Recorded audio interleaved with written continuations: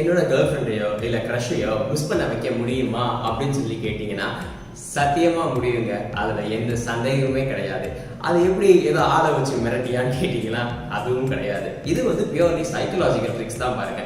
சின்ன சின்ன விஷயங்கள் பெரிய மாற்றங்களுக்கு வழிவகுக்கும் அப்படின்னு சொல்லுவாங்கல்ல, அது மாதிரி தான் சின்ன சின்ன சைக்கலாஜிக்கல் திங்ஸ். இதை நீங்க சரியான நேரத்துல பண்ணீங்க அப்படின்னா உங்க கேர்ள் ஃப்ரெண்டோ இல்ல உங்க க்ரஷோ இல்ல உங்க மனசுக்குள்ள இருக்கிற அந்த பொண்ணு உங்களை மிஸ் பண்ணுவா. இதுல எந்த மாற்றமுமே கிடையாது. ஓகே, நம்ம நேரா தலைப்புக்குள்ள போனா, நான் இந்த தலைப்புக்குள்ள போறதுக்கு முன்னாடி இன்னொரு விஷயத்தையும் உங்களுக்கு நான் சொல்லிக்கிறேன். இந்த ட்ரிக்ஸை வந்து நீங்க எப்ப பயன்படுத்தணும் அப்படின்றது வந்து ரொம்பவே முக்கியமான ஒரு விஷயம். பார்த்துக்கோங்க, எப்ப பயன்படுத்தணும் எப்ப பயன்படுத்தக்கூடாது அப்படின்றதையும் நான் உங்களுக்கு இந்த வீடியோல சொல்றேன். ரூல் நம்பர் 1, அந்த பொண்ணு கூட ஒரு 24 ஹவர்ஸுக்கு எந்த கான்டாக்டுமே வச்சுக்காதீங்க.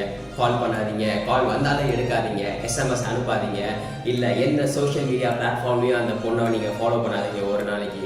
இதை ஏன் நான் சொல்கிறேன்னு பார்த்தீங்கன்னா, நீங்கள் ரெகுலராக அந்த பொண்ணுக்கிட்ட பேசிகிட்டே இருந்திருப்பீங்க, எஸ்எம்எஸ் அனுப்பியிருப்பீங்க, கால் பண்ணி பேக் டு பேக் இது நடந்துகிட்டே இருந்திருப்போம். திடீர்னு ஒரு நாள் நீங்கள் உங்கள் சைட்ல இருந்து எந்த ஸ்டெப்புமே எடுக்கலை அப்படின்னோடனே அந்த பொண்ணு சைக்கலாஜிக்கலாக யோசிக்க ஆரம்பிப்பா. என்னடா எப்பயுமே இந்த பையன்கிட்ட நம்மளுக்கு ஒரு காலோ இல்லை ஒரு எஸ்எம்எஸோ வருமே, என்ன ஒன்றுமே இன்னைக்கு நடக்க மாட்டேங்குது அப்படின்னு சொல்லி உங்களை மிஸ் பண்ண ஆரம்பிப்பா. அது மட்டும் இல்லாமல் உங்களை பற்றி ரொம்பவே யோசிக்க ஆரம்பிப்பா. இன்னும் சூப்பராக ஒரு எக்ஸாம்பிள் கொடுக்கணும் அப்படின்னு சொல்லி பார்த்தீங்கன்னா, நம்ம மனசு வந்து எது நம்மளுக்கு கிடைக்க மாட்டேங்குதோ அதை பற்றி தாங்க ரொம்ப யோசிச்சுக்கிட்டே இருக்கும். இதே நீங்கள் ஹாஸ்டலில் இருந்த ஒரு பையனாக இருந்தால் உங்களுக்கு இந்த இது நல்லாவே புரியும். உங்களை முத ஹாஸ்டலில் போடும்போது ஒரு 2 நாளைக்கு ஹாப்பியாக இருப்பீங்க. அதுக்கடுத்து என்ன ஆகும் பார்த்தீங்கன்னா, வீடை வந்து ரொம்பவே மிஸ் பண்ண ஆரம்பிப்பீங்க. எப்படா வீட்டுக்கு போவோம், ஒரே வீட்டு சிந்தனையாகவே இருக்கும். அதுக்கு என்ன காரணம்னு பார்த்தீங்கன்னா, அந்த பிரிவினை தான் ஒரு காரணம்.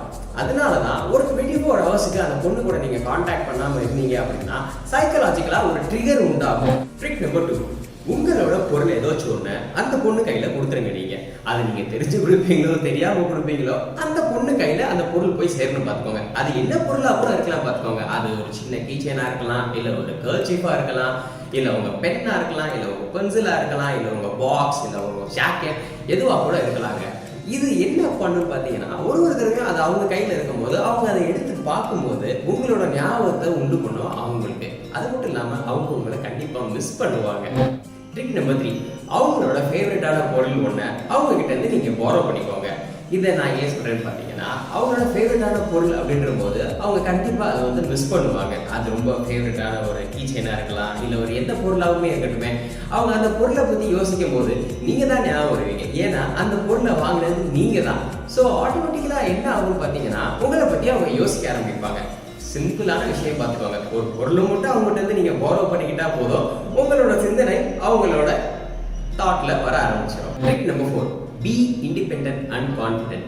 இது ஏன்னு சொல்றேன்னு பார்த்தீங்கன்னா, பொண்ணுங்களுக்கு வந்து இது மாதிரி பசங்களை வந்து ரொம்பவே பிடிக்கும்.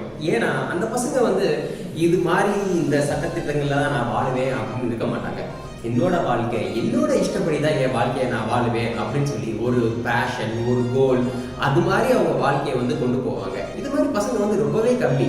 அதனால இது மாதிரி ஒரு ஆட்டிடியூட், ஒரு மென்டாலிட்டி உங்களுக்கு இருந்துச்சு அப்படின்னா அந்த பொண்ணு கண்டிப்பாக உங்களை மிஸ் பண்ணுவா. அதில் எந்த சந்தேகமே கிடையாது. பொண்ணுங்களுக்கு வந்து கான்ஃபிடென்ட்டாக இருக்கிற பசங்களை எப்பயுமே ரொம்ப பிடிக்கும் பார்த்துக்கோங்க. நீங்கள் அழகாக இருந்தாலும் சரி, வெள்ளையாக இருந்தாலும் சரி, கருப்பாக இருந்தாலும் சரி, அந்த கான்ஃபிடென்ஸ் அப்படின்ற ஒரு கேரக்டர் உங்கள்கிட்ட இருந்துச்சு அப்படின்னா டவுட்டே இல்லை, அந்த பொண்ணு உங்களை ரொம்பவே மிஸ் பண்ணுவாங்க. Trick number 5, be mysterious. இதுல நான் என்ன சொல்ல வரேன்னு பார்த்தீங்கன்னா, உங்களை பற்றி எல்லா விஷயத்தையுமே எடுத்த உடனே அந்த பொண்ணுகிட்ட உளராதீங்க.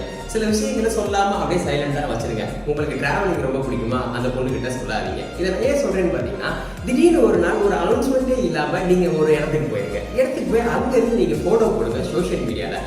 அந்த நேரம் அந்த பொண்ணு உங்களை பற்றி யோசிப்பா, என்னடா இந்த பையன் ரொம்ப விசித்திரமா இருக்கானே, நார்மலாக இருக்கிற பசங்களை விட ஏதோ ஒரு மர்மமான விஷயங்கள் இருக்கே அப்படின்னு சொல்லி உங்களை மிஸ் பண்ணுவா பார்த்துக்கோங்க. ஓகே ஃப்ரெண்ட்ஸ், நான் சொன்ன இந்த 5 ட்ரிக்கை நீங்கள் எப்போ ஃபாலோ பண்ணக்கூடாது, எப்போ இந்த விஷயங்கள்லாம் நீங்கள் பண்ணவே கூடாது அப்படின்றத நான் சொல்லிடுறேன். நான் உங்கள் 2 பேருக்குள்ளேயும் ஒரு அண்டர்ஸ்டாண்டிங் ரொம்பவே நல்லா இருக்கு, எல்லாமே நல்லா போயிட்டு இருக்கு அப்படின்ற போது இந்த விஷயத்தை நீங்கள் பண்ணவே பண்ணாதீங்க.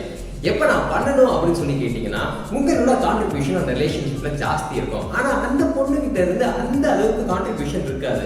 சோ அந்த பொண்ணுக்கு உங்களுக்கு பிடிச்சிருக்கா அப்படின்னு சொல்லி நீங்க தெரிஞ்சுக்கணும் அப்படின்னு நினைக்கும் போதுதான் இந்த விஷயங்களை ஃபாலோ பண்ணணும். ஓகே ஃப்ரெண்ட்ஸ், கடைசி வரைக்கும் இந்த வீடியோவை பார்த்துருந்தீங்க அப்படின்னா லைக் பண்ணுங்க, கமெண்ட் பண்ணுங்க. இப்போதான் ஃபர்ஸ்ட் டைம் என்னோட சேனலுக்கு வரீங்கன்னா சப்ஸ்கிரைப் பண்ணுங்க. தேங்க்யூ.